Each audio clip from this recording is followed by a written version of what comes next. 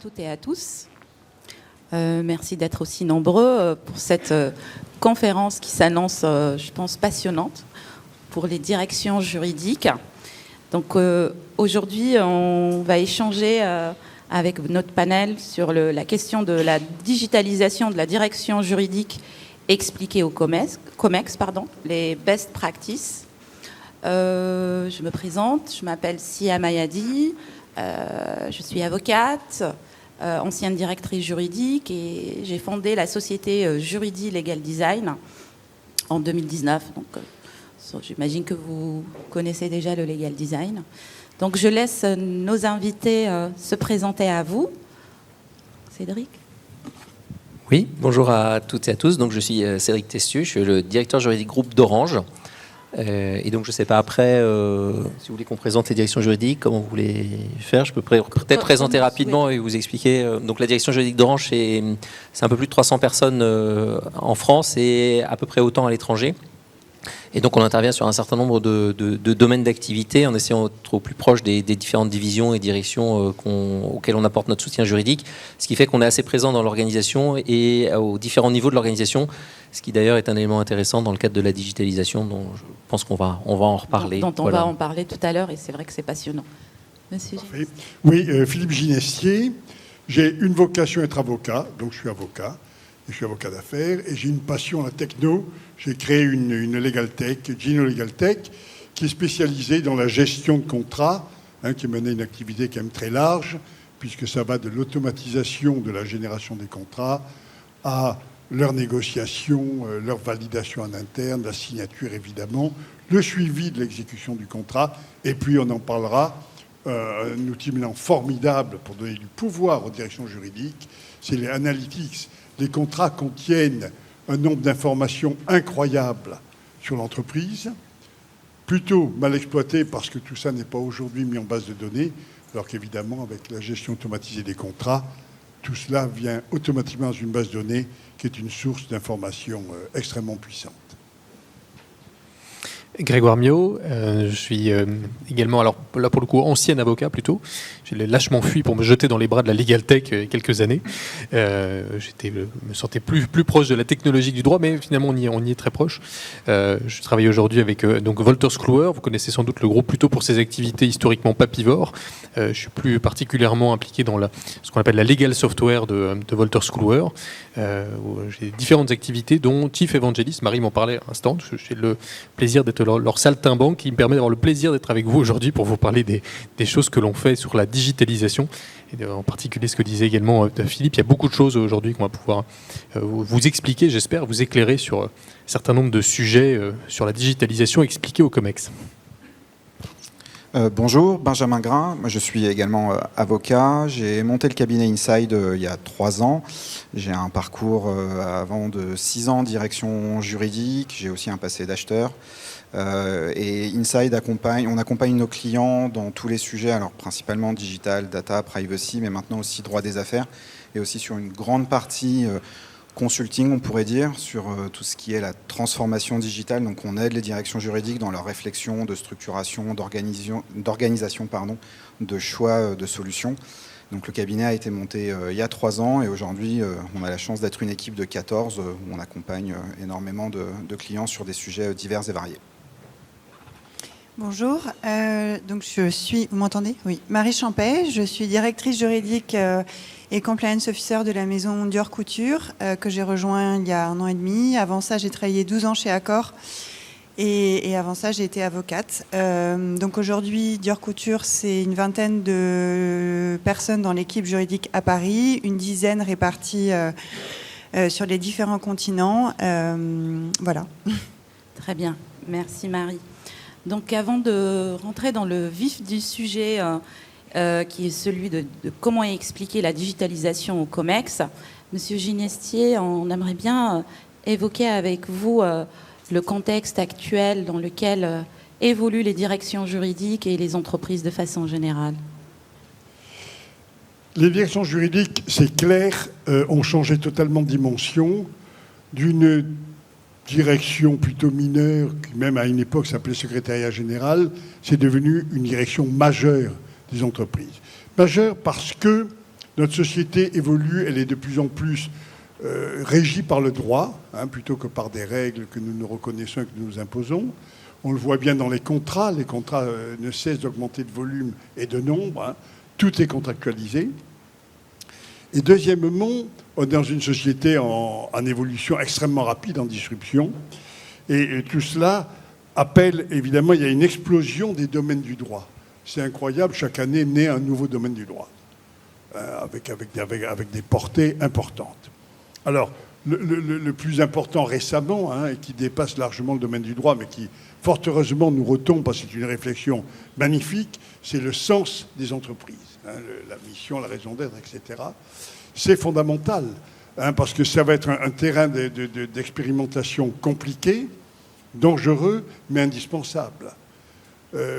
On le voit déjà, en tant qu'avocat, je le vois déjà, pour les sociétés cotées, de plus en plus, les gens qui influencent les décisions des votes en assemblée vous demandent qu'est-ce que vous faites dans le domaine de la diversité, qu'est-ce que vous faites dans le domaine de l'environnement, quelle est votre mission. Ce sont des sujets qui deviennent centraux. Alors, l'autre façon de le prendre, c'est la façon positive, c'est qu'en réalité, on voit bien que des responsabilités sociétales sont transférées de l'État, des États, aux sociétés. Et donc, ça va être une source de pouvoir extraordinaire. Et on peut espérer que ces responsabilités seront mieux gérées par les sociétés que par l'État. On le voit bien, par exemple, avec, alors c'est un autre sujet, mais la fondation de Melinda et Bill Gates, elle a une efficacité extraordinaire parce qu'elle est gérée comme un business. Et elle s'occupe pourtant de responsabilités qui sont totalement des responsabilités étatiques ou même pluriétatiques, c'est-à-dire qu'elle est en concurrence directe avec l'OMS. Et elle fait beaucoup mieux que l'OMS. Voilà. Donc ça, c'est un sujet qui va être au cœur de nos réflexions, au cœur de nos préoccupations. C'est fascinant. Puis alors à côté, il y a les autres domaines du droit, il y a le RGPD, il y a la compliance, c'est sans fin. Il y a le droit, évidemment, il y a le droit de l'IT, des technos, qui est en train de tout remplacer. On voit bien que la propriété est en train de glisser vers un droit d'accès. On voit bien que le droit est en train d'évoluer extrêmement rapidement. Et nous autres juristes, on a en plus un rôle passionnant. C'est que, par essence, dans une société qui évolue aussi rapidement que la nôtre, et qui est aussi en rupture avec le passé, le droit ne peut qu'être en retard. Et donc nous devons imaginer les solutions contractuelles, les pratiques qui nous permettent de vivre avec cette évolution. Et ça, c'est fascinant. J'ai fait des contrats pour un client qui vend de la pub en ligne. Il la vendait, en l'occurrence, en Argentine. Les ordinateurs qui géraient le système étaient à Paris. La société cliente était en Amérique, cliente de la filiale américaine. Voilà, on est dans un droit qui devient quand même relativement compliqué par rapport à nos référentiels actuels. Ça, c'est passionnant. Et tout ça, ça crée dans les directions juridiques un besoin d'efficacité extraordinaire. On ne peut pas... Ces missions sont formidables, sont passionnantes, donc on doit se dégager de tout ce qui sont les tâches. Les fonctions appartiennent aux juristes, les tâches maintenant doivent appartenir aux machines. C'est ça l'évolution dans laquelle nous sommes.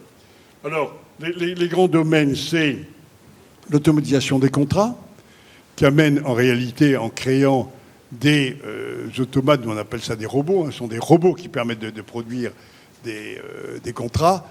On les améliore en permanence. Et donc, on capitalise son expertise. Et non seulement on la capitalise, mais on peut la transmettre. On peut la transmettre à d'autres par voie de délégation.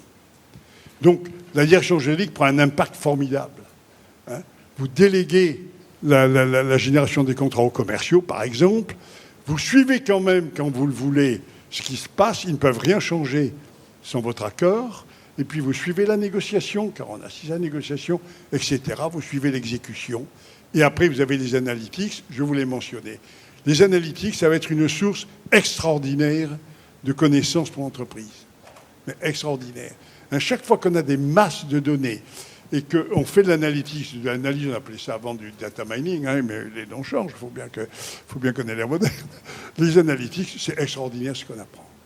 Dans le domaine de la santé, c'est comme ça, mais dans le domaine des contrats, dans les sociétés qui ont de très larges bases de données, c'est extraordinaire.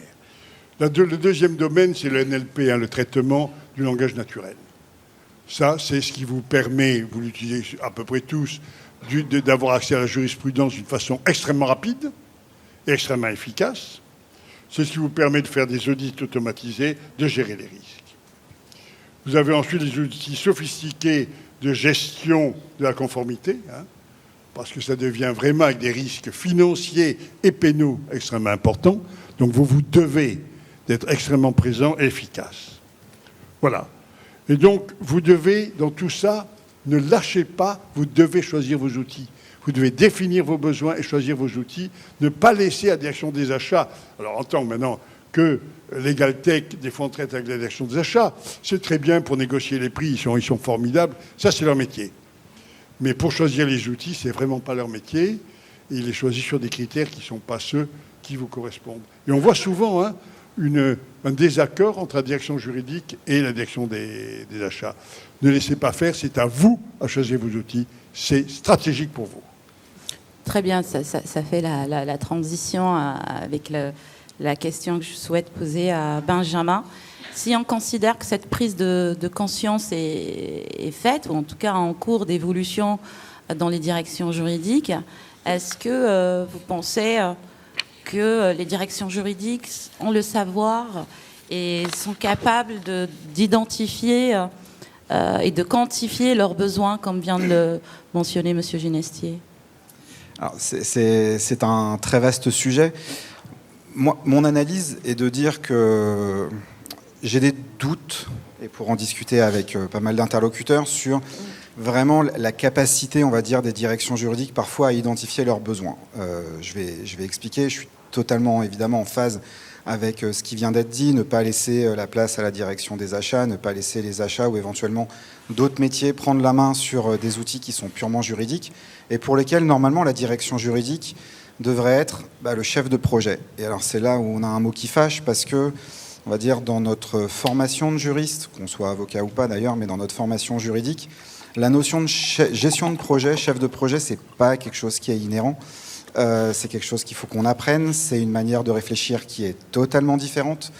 Et c'est pour ça que quand on voit la digitalisation expliquée au COMEX, j'ai envie de dire, pour le cheminement, il y a même une étape avant. C'est-à-dire qu'avant d'expliquer, à mon avis, il faut convaincre. Et avant de convaincre le COMEX, il faut convaincre la direction juridique elle-même. Parce que quand on parle de direction juridique, en fait, ça peut être un juriste unique, ça peut être 2, ça peut être 5, 10, 15, 20, peu importe le nombre. J'ai envie de dire, pour aller expliquer au COMEX, il faut l'avoir convaincu avant. Et pour l'avoir convaincu, il faut déjà s'être convaincu soi-même. Convaincu sur les besoins, sur l'apport. Et c'est là où on arrive avec des mots qui fâchent, qui sont très prégnants chez les achats. C'est quoi ton besoin? Quel est le ROI? Plein de choses. Ou demander à un juriste de calculer un ROI, ça peut être très drôle, très déstabilisant sur beaucoup d'aspects. Donc, l'identification des besoins, elle peut être traître parfois, parce qu'on peut penser qu'on a identifié ses besoins, sauf qu'on a identifié ses besoins à un moment T, et on n'a pas forcément fait le travail de réflexion prospectif, en se disant quelle vision, quelle est mon approche, comment je vois ma direction juridique dans 2, 3, 5, 10 ans, pour essayer d'intégrer ces éléments dans la réflexion globale. Ça, c'est un des points, et surtout pour moi un des points qui est aussi très structurant, c'est que se digitaliser, c'est prendre des outils, donc c'est prendre des risques, c'est faire des choix, et parfois faire des choix qui sont en contradiction totale avec notre manière de réfléchir, à savoir, quand on négocie un contrat, notre objectif, c'est d'avoir un document qui soit fini. On s'attend à avoir quelque chose qui est totalement fini, qui sécurise l'entreprise, sauf qu'on l'a bien vu avec l'essor et la création de toutes les fonctions de contract management. Un contrat, quand on le négocie, il va s'exécuter pendant 5, 6, 10 ans. Donc on peut avoir l'impression qu'avoir passé 6, 8 mois, 9 mois sur un contrat, c'est une éternité, mais à l'échelle de la vie du contrat, en fait, c'est rien du tout. Et ça va obliger à avoir aussi cette réflexion dans les sujets de digitalisation, de se dire, est-ce que j'accepte de prendre un outil qui n'est pas fini?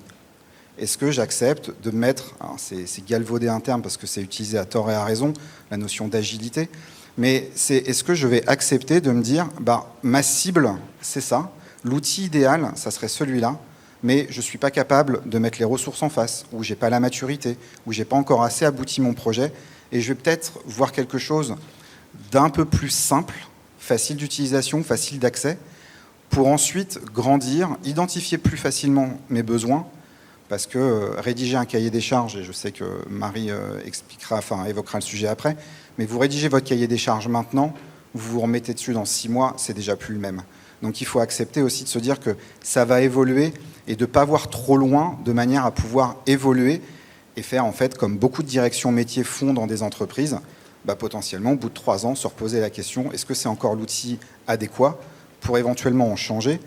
Et aussi, comme c'était évoqué juste avant, on est de plus en plus vers un droit d'accès, donc les legal tech sont en SaaS. Et donc ça signifie aussi des produits qui évoluent. Et le produit que vous avez aujourd'hui, s'il y a une chose dont on est sûr, c'est que ça ne sera pas le produit dans un an. Donc pour identifier les besoins, oui, mais je pense qu'avoir des discussions avec notamment de l'externe, ce n'est pas forcément des cabinets, mais avec d'autres directions juridiques, avec d'autres juristes, parfois même avec des directions métiers, pour confronter son approche et alimenter sa réflexion. Très bien, donc... pour identifier les besoins en termes de digitalisation de la direction juridique, c'est vrai que c'est quelque chose qui n'est pas inné chez les juristes et il va falloir ou s'appuyer éventuellement sur une aide externe, mais aussi les directions juridiques peuvent être formées à acquérir un certain nombre de compétences en plus de leur expertise juridique. Vous avez parlé de gestion de projet, de ROI, de travailler avec itération et ne pas penser qu'un cahier des charges, il est dans sa version définitive. Et aussi, un sujet qui est très important, et j'aimerais bien avoir votre avis, Marie, c'est celui, on vient de parler des besoins de la direction juridique en termes de digitalisation. Quid des besoins des opérationnels et du business? Parce que finalement, quand on entame une digitalisation d'une direction juridique, c'est aussi pour répondre aux besoins de ses clients internes. Donc, ce n'est pas uniquement pour trouver des solutions à des problématiques purement et intra à la direction juridique, mais c'est aussi pour apporter une valeur ajoutée à l'entreprise. Marie? Oui, c'est vrai. D'un autre côté, c'est à la direction juridique de définir comment elle va travailler avec ses clients internes pour se concentrer sur la valeur. Donc, in fine, la digitalisation, ça veut tout et rien dire, parce qu'on voit bien que, d'une part, on est dans les directions juridiques, on croule sous les mails, sous les demandes, sous les réglementations, sous les contrats, les précontentieux, les contentieux. Donc, en fait, on est amené à travailler sur un registre de demandes, de questions, de requêtes, de tâches qui sont extrêmement vastes, dans une réglementation qui est de plus en plus complexe et dans un contexte international. Donc, dans tout ce qu'on fait au quotidien, il y a des choses qui sont très répétitives et il y a des choses qui le sont moins. Donc, le but pour moi, pour une direction juridique, après, comme vous le disiez, il peut y avoir un juriste, 2 juristes, 3 juristes, 300 juristes comme chez Orange, ça fait rêver. C'est que, quelle que soit en fait la taille de la direction juridique, pour moi, la question qu'on doit se poser, c'est qu'est-ce qui peut rendre la vie des juristes plus agréable? Qu'est-ce qu'on peut faire pour permettre aux juristes de se concentrer sur les tâches à forte valeur ajoutée, sur lesquelles ils exercent le mieux leur métier? Donc pour moi, c'est la question qui doit se poser. Et la réponse est différente pour chaque entreprise, pour chaque équipe, parfois même pour chaque pôle au sein d'une direction juridique, parce qu'on ne fait pas la même chose en propriété intellectuelle, en contrat, en compliance. Donc voilà. Après, pour moi, mieux servir les clients internes, ça suppose qu'on ait fait ce travail. Et pour moi, la réponse de comment est-ce qu'on veut se digitaliser, la réponse, elle est chez les juristes. Et le meilleur moyen de mener la réflexion, c'est de faire réfléchir les juristes. Alors oui, c'est vrai qu'on n'est pas animateur, on n'est pas chef de projet, on n'est pas tout ça. On peut se faire accompagner par des conseils qui vont nous aider en fait à mener la réflexion. Dans cette réflexion, on peut faire participer nos clients internes parce que c'est intéressant justement de savoir quelle est la perception de ce qu'ils pensent que l'on fait. Et souvent, on est surpris de voir qu'il y a un décalage entre leur perception et notre réalité. Quelles peuvent être leurs attentes vis-à-vis de la direction juridique d'un point de vue accès aux données, accès à leurs contrats, génération des contrats. Mais là encore, dans une entreprise, on peut trouver beaucoup de niveaux de maturité différentes des clients internes. C'est-à-dire qu'il y a des clients, des commerciaux qui sont complètement autonomes sur la négociation de leurs contrats et qui négocient des contrats complètement standards. Et puis, il y a des clients internes qui sont complètement allergiques au mot contrat et qui ne vont pas négocier eux-mêmes leurs contrats et qui vont chercher à un partenaire dans la direction juridique pour les négocier avec eux. Donc voilà, tout ça pour dire qu'effectivement, il faut définir une vision. Cette vision, pour moi, elle doit être définie par la direction juridique avec de l'aide, parce que c'est effectivement pas un exercice qu'on est habitué à faire. Et dans cette vision, il va y avoir des quick wins, c'est-à-dire par exemple la signature électronique, tout le monde l'a mise en place pendant le confinement. Et ça, on a bien vu que c'était un besoin immédiat pour tout le monde, c'était très facile à mettre en place. Après, quand il s'agit de mettre en place un outil de Contract Lifecycle Management, et je me retourne vers Besma Boumaza, avec qui on a travaillé à ce sujet chez Accor, c'est une autre paire de manches, parce que ça couvre en fait beaucoup de départements, ça couvre beaucoup de sujets, ça couvre beaucoup de pays, ça couvre beaucoup de langues. Et là, en fait, il ne faut pas avoir les yeux plus gros que le ventre. C'est-à-dire que c'est bien d'avoir une vision à 5 ou 10 ans, mais avant ça, il va falloir avoir une vision à 6 mois, à 1 an, à 18 mois, pour se donner les moyens, après, de mettre en place un phénomène. Parce qu'il y a aussi la question de la transformation, du change management. Enfin, voilà, je vais lâcher le micro, mais je pourrais en parler pendant des heures. Mais c'est vrai que ce sont des projets de transformation sur lesquels il faut avoir des objectifs concrets, à court terme, réalistes pour apporter de la valeur tout de suite, et puis des objectifs plus lointains qui vont demander plus de travail, de transformation et d'évangélisation. Voilà. Tout à fait.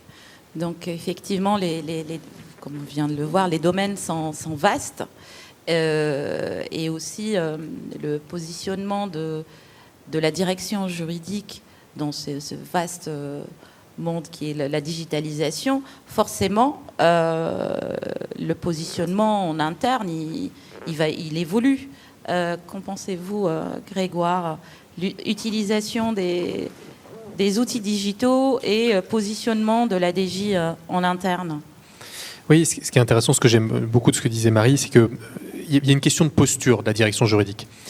Et cette posture, elle a beaucoup changé. Elle nous a tout de suite parlé de clients internes, parce qu'effectivement, l'époque un peu révolue maintenant de la direction juridique dans sa tour d'ivoire, qui est l'empêcheur de tourner en rond, qui ne sert pas le business, qui est d'abord là pour trouver des problématiques juridico-juridiques à des documents et empêcher les dits de le se faire. On est au-delà de ça. On est au service finalement du business, et c'est des acteurs business finalement dans l'entreprise. D'ailleurs pour ça que c'est pas seulement la digitalisation expliquée au COMEX, mais c'est souvent la digitalisation déjà dans le COMEX, avec des fonctions juridiques qu'on voit un peu plus présentes maintenant directement dans ces comités exécutifs. Ce qui est intéressant aussi, c'est dans cette notion de posture, c'est comment est-ce qu'on va amener ce changement. Et il y a effectivement beaucoup de progressivité à avoir. Les 20 derniers mois, ils ont été très riches en leçons qu'on a pu prendre sur la façon dont on a pu faire et amorcer nos transformations. Ça a été un peu un stress test pour tous nos processus internes qu'on avait déjà mis en place. Il a fallu se poser la question de savoir si on était efficace. On s'est tout de suite rendu compte quand il y avait des trous dans la raquette et où est-ce qu'ils étaient, où est-ce qu'on avait des vraies carences. La signature électronique, j'ai échangé avec beaucoup de directions juridiques qui, ces dernières années, étaient extrêmement réticentes à ce mode d'exercice, et il a fallu faire finalement une bascule assez rapide et un peu brutale dans cette première marche de digitalisation. La première chose que je vois dans ces leçons qu'on a pu tirer de 20 mois de Covid et de changement de façon de travailler, c'est d'abord la perception qu'on va avoir de ces outils digitaux en entreprise et dans la fonction juridique. On a longtemps opposé finalement un besoin de gestion de l'information juridique avec un niveau technologique. On s'est dit, voilà, j'ai besoin de générer des contrats, donc il me faut une technologie qui va dans ce sens-là. La perception qu'on en a aujourd'hui, j'ai l'impression, en tout cas des échanges que j'en ai, c'est qu'on se pose d'abord la question de savoir quel est le bénéfice immédiat en termes de productivité et d'efficacité qu'on a au quotidien, de ce que ça va apporter dans nos dispositifs et dans l'écosystème, dans la relation avec le client interne. Et le deuxième impact, c'est qu'en étant du coup un petit peu plus haut sur cette échelle de la maturité digitale, on s'est aussi rapproché de technologies qui nous semblaient très abstraites. parce que le marché de la legal tech a aussi été souvent un peu confus sur ce qu'on pouvait dire autour de l'intelligence artificielle et de tous ces outils un peu magiques qui étaient capables de sortir des clauses des contrats. On a tous cherché pendant le confinement ces fameuses clauses de force majeure dans nos contrats, y compris dans des contrats qui avaient une quinzaine d'années, dont il a fallu retrouver. C'est des documents qui n'étaient pas OCRisés. Enfin, bref, ça a été l'enfer pour beaucoup. Il a fallu travailler dans l'urgence. On s'est posé la question avec l'indice Libor qui a expiré, de savoir quels étaient mes contrats qui étaient indexés sur ce truc-là, retrouver les bonnes clauses, les revoir, les changer, etc. On a revu un peu notre façon de faire et on se pose des questions, j'ai l'impression, un peu différemment. Et c'est ça qui est intéressant aussi, c'est dans ces processus de digitalisation, il y a un peu plus de rationalité et on se pose aussi d'abord la question de savoir comment est-ce qu'on sert nos clients internes, comment est-ce qu'on arrive à se dégager du temps efficacement, en se posant tout de suite les bonnes questions et puis en abordant les choses de façon un peu plus pragmatique. Alors évidemment, les premiers mois de confinement, il a fallu faire les choses un peu dans l'urgence et un peu dans la douleur aussi, et des choix qui ont été faits de façon un peu irrationnelle, mais la nécessité faisait loi à ce moment-là. Aujourd'hui, c'est un processus qui a été bien conduit. On s'est d'abord posé la question des personnes. C'est un peu les 3 P. C'est d'abord les personnes, les processus, et ensuite les outils, le produit. Si on se pose d'abord la question des personnes, il faut d'abord savoir sur quel périmètre on va le mettre en place. Quelles sont d'abord les priorités qu'on va identifier. Quel est le processus métier qui nous intéresse de digitaliser. On ne va pas lancer un projet. C'est en général les plus gros projets qui ont tendance un peu à piétiner, voire même à ne pas tenir la route sur le long terme. Il faut prioriser, lancer quelque chose d'efficace tout de suite sur les bons profils, les bons processus. Et puis ensuite, une fois qu'on a identifié ces points-là, ces quick wins dont parlait Marie, c'est mettre en place les bons outils qui correspondent exactement à ces priorités-là. L'exemple de l'automatisation et de donner maximum d'autonomie à des opérationnels pour créer des NDA, qui est quand même un des premiers besoins qu'on retrouve dans les directions juridiques, laisser de l'autonomie, faire du do-it-yourself, c'est peut-être une priorité, c'est mettre à disposition des documents qui sont déjà standardisés, qui ont été validés par la direction juridique. On n'a pas besoin de passer du temps dessus, c'est des documents qui sont systématiquement négociés. 90% des cas, on a des discussions souvent autour du NDA et pourtant c'est les documents qui génèrent le moins de contentieux, paradoxalement. Donc savoir se dégager du temps là-dessus aussi, c'est probablement une des priorités. Et puis prendre en compte aussi le mindset qu'on va retrouver dans les organisations et bien anticiper la conduite du changement qui est une étape clé dans ces processus métiers. C'est super. On va peut-être parler d'un cas pratique, évoquer un cas pratique. Vous nous avez fait rêver avec vos 300 juristes. Quels sont, Cédric, les domaines auxquels vous vous êtes attaqué pour la digitalisation de la direction juridique et comment ça a été vécu ou comment ça a été piloté pour donner un exemple concret de ce que vient de dire Grégoire? J'ai entendu beaucoup de choses intéressantes juste avant. Je pense que vous aussi vous y êtes retrouvés. C'est vrai qu'on est un grand groupe, on a beaucoup de juristes. Malgré tout, on retrouve des problématiques qu'on peut retrouver dans des groupes plus petits, mais qui ont un certain historique, puisque la fonction juridique est une fonction qui s'inscrit dans le temps. Vous le rappeliez, Philippe, au départ. C'est des fonctions qui ont évolué. C'est vrai que ces dernières années, ou ces 10 dernières années, pour ceux qui l'ont pratiqué, voire 15 dernières années, ce que les directions juridiques ont essayé de faire, c'est d'être au plus près de leurs clients, c'est de démontrer l'importance du droit dans le fonctionnement de l'entreprise. On est passé à l'étape d'après, qui était de démontrer la valeur ajoutée qu'apportent les juristes, ça a également été dit, au soutien de l'entreprise. On est dans une phase maintenant même postérieure qui est... Il faut se transformer globalement, les directions juridiques doivent se transformer et donc comment est-ce que les juristes dont la compétence juridique est reconnue au plus haut niveau de l'entreprise, je parlais des divisions qu'on soutient, mais donc effectivement on soutient les divisions, donc on soutient les membres du COMEX, donc la fonction juridique est visible, c'est comment on se transforme en accompagnant la transformation de l'entreprise, puisque l'entreprise se transforme et il est attendu naturellement de tout un chacun et notamment de la fonction juridique de se transformer également pour accompagner le changement. Vous parliez de change management, Grégoire, tout à l'heure, et effectivement, c'est bien le cas. Pour ce faire, ça pose la question et ça nécessite d'aller chercher l'ensemble de la fonction juridique. Vous ne pouvez pas juste cibler un certain nombre de juristes, vous êtes obligé d'embarquer la totalité de votre fonction juridique pour l'amener dans ce changement. Vous ne pouvez pas dire on va changer certains et pas les autres, ça serait mal compris. Il y a forcément des résistances au changement un peu partout, donc il faut donner du sens au changement qu'on veut donner. C'est un énorme travail préliminaire à faire, et donc ça revient à s'interroger sur, parler de la raison d'être des entreprises, ça revient à s'interroger sur la raison d'être de la direction juridique également. C'est à quoi on sert, qu'est-ce qu'on attend de nous et ce qu'on attend de nous à évoluer peut-être. Et donc il faut travailler ce collectif pour arriver à quelles sont nos priorités. On a beaucoup parlé de contrat, et donc vous vouliez des cas pratiques. Il n'y a pas que du contrat, en fait, dans ce qu'on fait au quotidien, et vous le savez pour ceux qui pratiquent le droit, il y a du contrat, on a beaucoup de conseils, de plus en plus de conseils, on a beaucoup de processus, on a parlé des signatures électroniques. Est-ce que c'est normal que des opérationnels, des clients internes disent c'est le juriste qui doit gérer la signature électronique? Pourquoi? Il faut réussir à transférer aussi ces tâches à moindre valeur ajoutée, ces tâches plus opérationnelles, vers les personnes avec qui on est en contact au quotidien.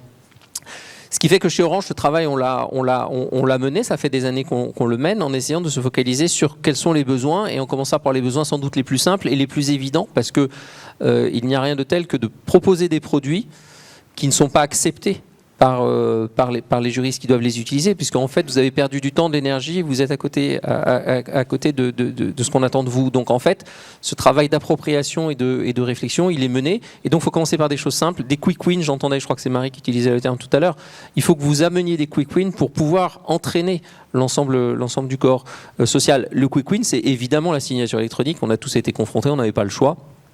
Des quick wins, c'est aussi du processus administratif. Dans nos tâches juridiques, on est aussi souvent vu comme devant faire de l'administratif, alors même que c'est aussi loin de la perception qu'ont les juristes qui ont un niveau d'expertise élevé et qui se disent mais pourquoi l'administratif, c'est à moi de le faire.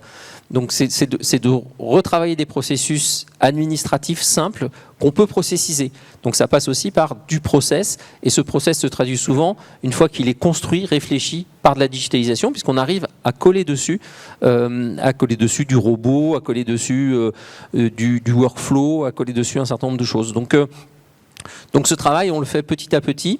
On le fait, vous parliez des NDA, c'est vrai aussi. C'est vrai que les NDA, moi je m'étonne toujours que des juristes passent beaucoup de temps à traiter des NDA, puisqu'en fait il y a assez peu de contentieux sur le NDA, et puis vous standardisez le NDA, l'idée c'est d'avancer, c'est de progresser derrière. Donc, mais c'est aussi faire comprendre aux juristes que le NDA c'est important, mais c'est pas essentiel. Sa valeur ajoutée, ce qu'on attend de lui, c'est l'étape d'après. C'est comment est-ce qu'on accompagne le business dans la réalisation des objectifs business. Pas dans l'objectif business, c'est pas de signer le NDA. Donc on a ça, on a beaucoup de sujets très concrets, effectivement on est nombreux, on a beaucoup de sujets d'assignation. On reçoit un certain nombre d'assignations, les assignations finissent toutes à la direction juridique. Il faut les processer, et donc on a travaillé sur le processus de traitement automatisé des assignations pour éviter que des juristes passent beaucoup de temps à trouver un peu plus de 300 personnes. Si l'assignation elle tombe au mauvais endroit, il faut trouver la bonne personne qui est chargée de traiter l'assignation et puis s'assurer qu'elle est traitée, etc., etc. Donc ça, c'est aussi du process, c'est aussi de l'intelligence, parce qu'il faut savoir ce qu'il y a dans l'assignation. Donc on a différents thèmes qu'on travaille, qui ne sont pas des thèmes forcément hyper sophistiqués, mais qui sont des premières étapes, qui passent aussi par la mise en place, surtout, au sein de la communauté juridique, d'un portail d'entrée qui permet à chacun de s'y retrouver sur la digitalisation qu'on emmène, et que chez Orange on a appelé le 100% DJ. Voilà. Oui, vous avez tous parlé du quick win de Marie.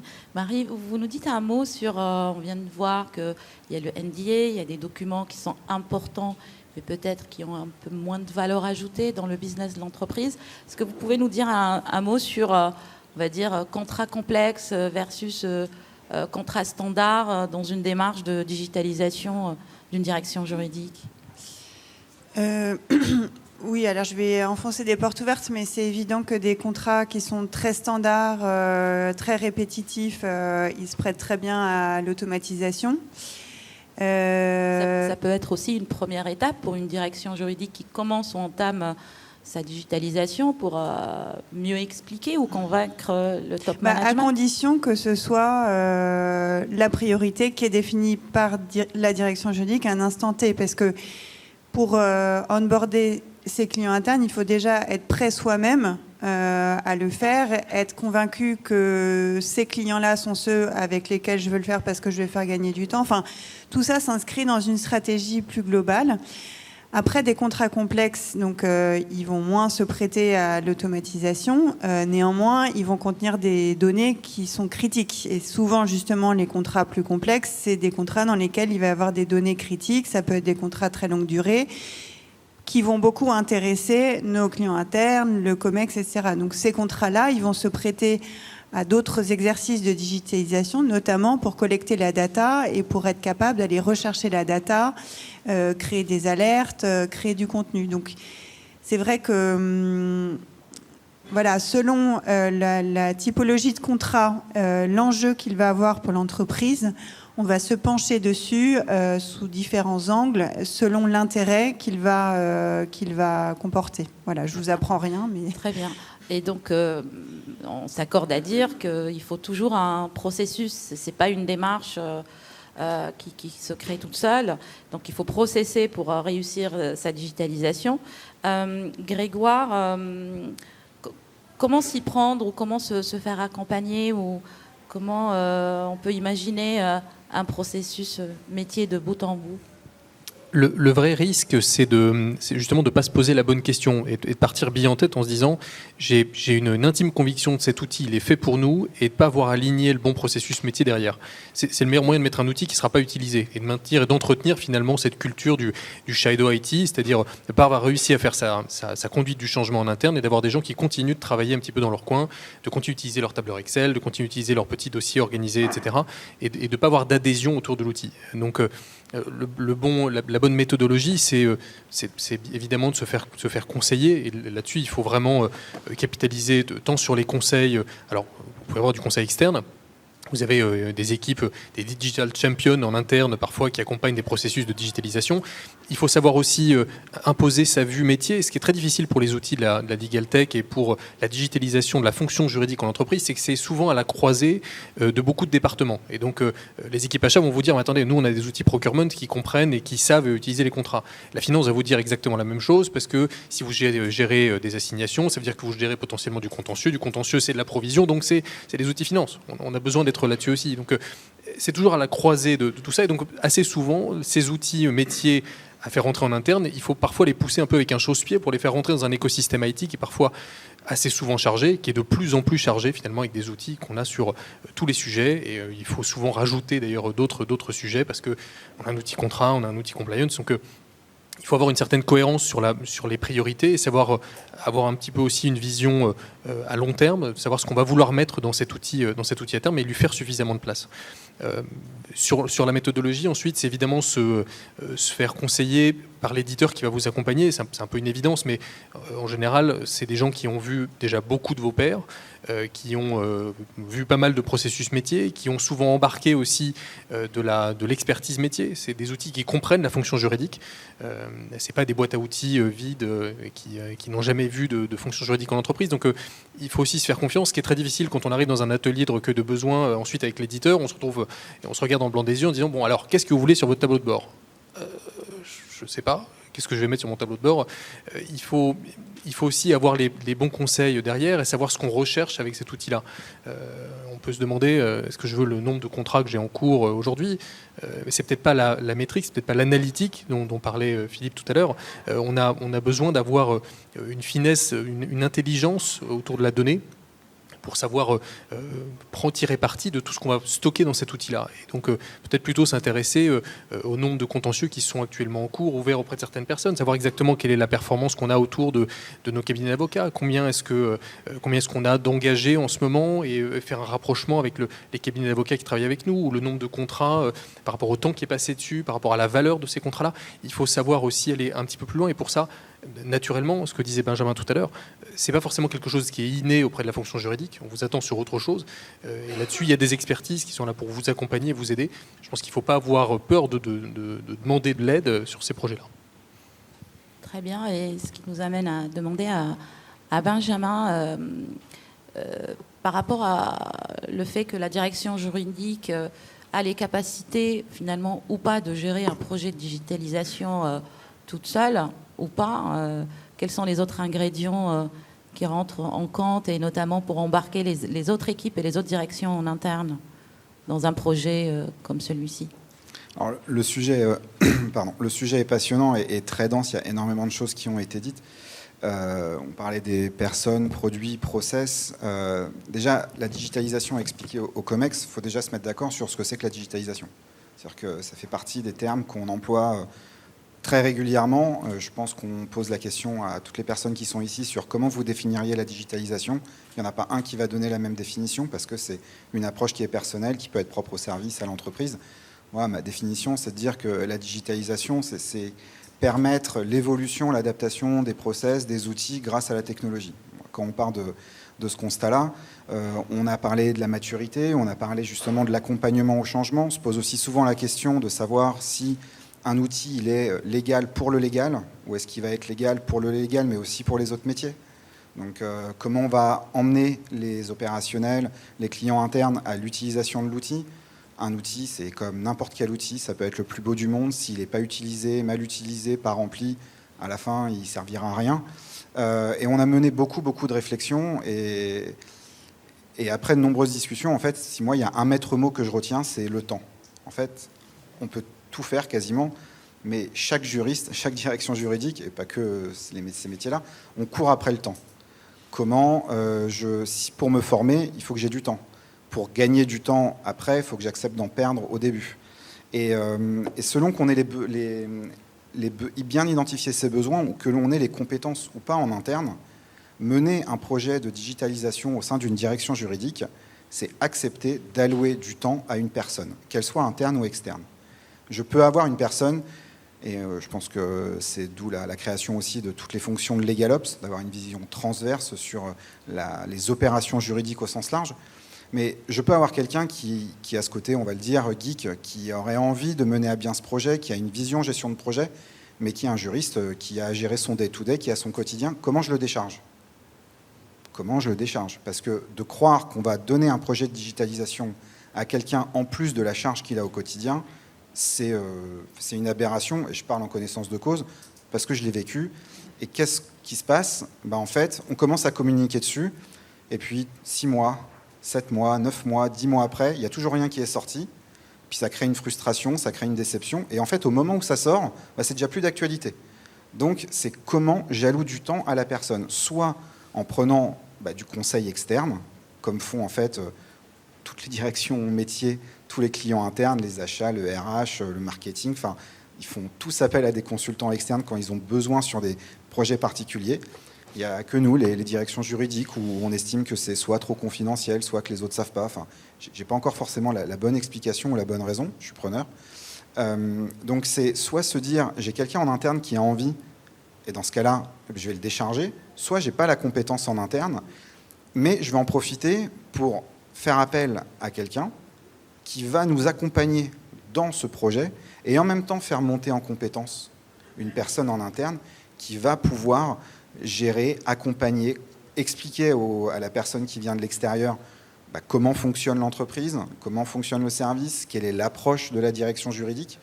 Donc, le maître mot, pour moi, c'est vraiment le temps. De là va découler la formation, la réflexion des processus, l'optimisation des process. Et par rapport à ce que vient de dire Grégoire, je voudrais juste rebondir parce que, attention, effectivement, quand on parle des processus, il faut aussi accepter que la direction juridique fasse évoluer ou adapte ses processus à l'outil. Parce qu'on reproche tout le temps la même chose, souvent quand on accompagne la négo de contrat, à dire, moi sur la partie contrat IT, je l'ai vu un nombre de fois incalculable, en disant, oui mais vous voulez tordre le fonctionnement de l'outil. C'est-à-dire que c'est l'outil qu'il vous faut, mais vous ne voulez pas faire évoluer vos process. Pour une direction juridique, c'est la même chose. C'est qu'il y a un moment, il faut aussi se poser et s'apercevoir que si c'est un outil en termes, comme on dit, du X, du Y, de facilité d'utilisation qui vous parle, qui vous plaît, mais que ça va imposer des changements en interne, est-ce que je les accepte ? Est-ce que je suis prêt à les porter ? Est-ce que je suis prêt à communiquer dessus, à faire les formations, à embarquer les personnes ? C'est quoi le change management, la communication juridique ? Et donc c'est pour ça qu'on voit aussi beaucoup émerger cet aspect de LegalOps. Mais quoi qu'il arrive, il faudra, d'une manière ou d'une autre, trouver le moyen de se dégager du temps. Parfait. Donc on vient de voir la capacité ou pas à entamer le processus tout seul, la question aussi du temps, des ressources et de l'organisation. Et parfois, il peut y avoir des ingrédients juste à côté qui peuvent aider la direction juridique. Et ça peut être aussi d'autres directions, fonctions support, qui sont juste à côté et qui peuvent apporter leur aide à la direction juridique et aussi faire cette transmission peut-être de compétences notamment sur la partie gestion de projet. Cédric, j'ai cru comprendre que vous avez au sein de votre entreprise une direction des opérations qui vous accompagne dans la gestion de tous vos projets d'innovation, quels qu'ils soient. Vous pouvez nous en dire un mot, s'il vous plaît ? Quel est son rôle? Comment elle vous accompagne? Ce qu'elle vous apporte? On est très curieux. On a beaucoup de chance. Donc cette direction des opérations, c'est une direction des opérations juridiques. Donc elle est au sein de la direction juridique. C'est la chance que nous avons. Nous sommes nombreux et nous avons la chance de pouvoir avoir une équipe qui est dédiée à ça. Le rapport au temps est extrêmement important. Il y a le rapport aussi à la technologie. Dans les deux cas, effectivement, le juriste, soit il n'a pas le temps, soit il n'a pas d'appétence pour. Par contre, il a envie que ça change. Souvent, il a envie que ça change. Et donc, pour ce faire, il faut qu'il soit accompagné. Et donc, on a la chance, depuis maintenant 5-6 ans, d'avoir créé une direction des opérations juridiques composée de juristes. Initialement, donc pas des techniciens, pas des codeurs, mais des geeks, effectivement, des gens qui sont plus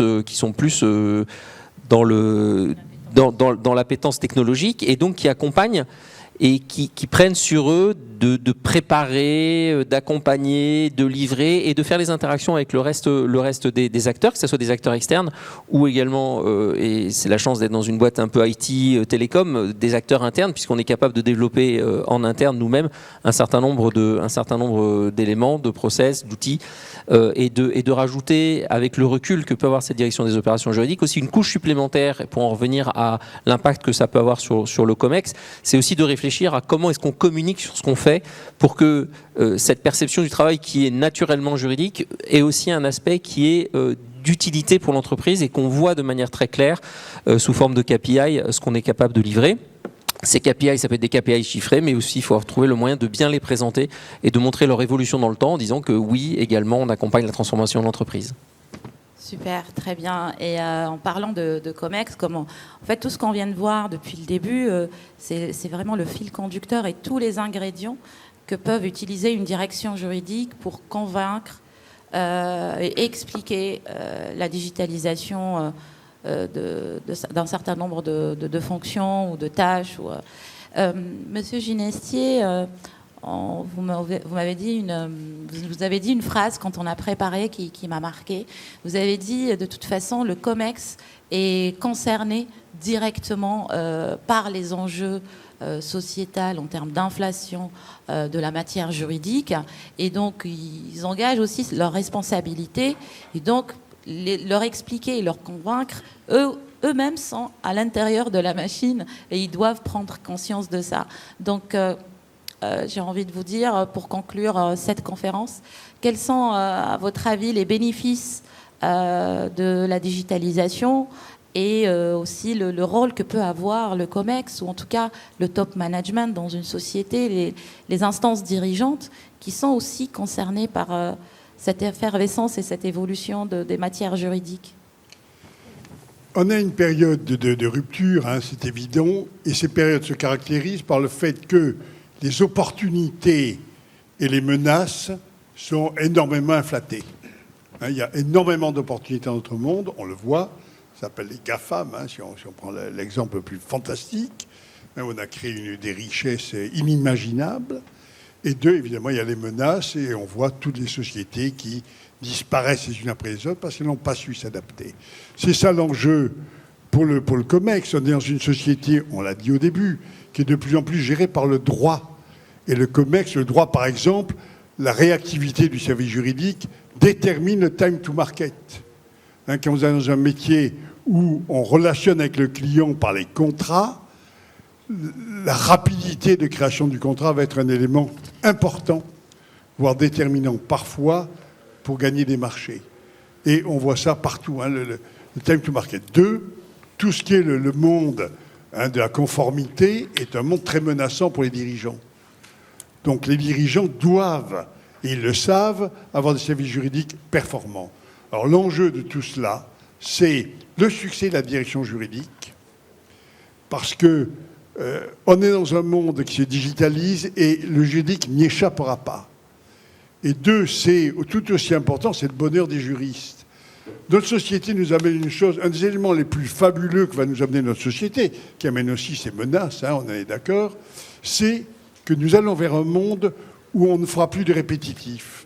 On apprendra à des robots à faire à notre place, on améliorera le robot, mais on ne refera pas. Vous connaissez tous des juristes qui ont passé une partie de leur vie à refaire toujours le même contrat, hein, en faisant des copier-coller, en faisant des... Bon, enfin, on a tous fait ça d'ailleurs. Hein, bon. C'est ce qui m'a amené d'ailleurs tôt dans le temps à chercher à faire des robots juridiques, parce que des robots contractuels, parce que c'est pas ni... Donc ça, c'est un des grands cadeaux, hein, de la techno. On ne fera pas 2 fois les mêmes choses. Deuxième cadeau de la techno, c'est le temps passé pour la recherche d'informations et le temps passé pour son traitement ont été totalement inversés. Avant, on pouvait mettre des journées, envoyer un collaborateur des journées en bibliothèque pour réunir une jurisprudence sur un sujet donné. Aujourd'hui, c'est entre 3 et 5 minutes, quoi. Hein, et on a une jurisprudence extraordinaire. Parmi des millions de décisions, on a sélectionné ce qu'il nous fallait. Ça, ce sont les grands cadeaux de la techno dont en dépend notre succès. Et puis, in fine, notre succès professionnel. Hein. Le succès pour le COMEX de sa direction juridique et le bonheur des juristes, ce qui est quand même important. Très important, effectivement. Merci à toutes et à tous de votre attention. Donc, on vous souhaite une bonne journée. Vous avez le Legal Tech Show où vous allez pouvoir découvrir juste à côté un certain nombre de Legal Tech françaises pour découvrir ce qu'elles peuvent vous offrir. Et je vous dis à bientôt. Merci.